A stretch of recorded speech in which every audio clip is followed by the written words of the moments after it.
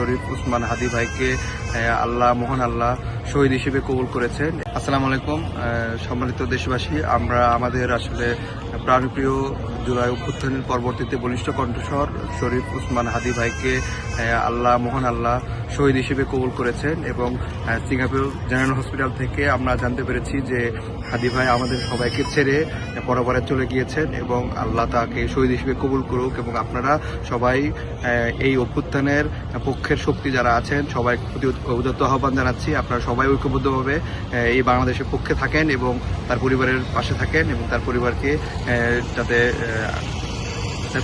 এই শোকসন্তপ্ত পরিবার যাতে ধৈর্য ধারণ করার তৌফিক দান করে, সেই জন্য আমরা সবাই দোয়া করব। গুড লাক পেনের সফট অয়েল বেসড ইঙ্ক দেয় নিখুঁত লেখার আত্মবিশ্বাস। Good luck pen, make your lakh.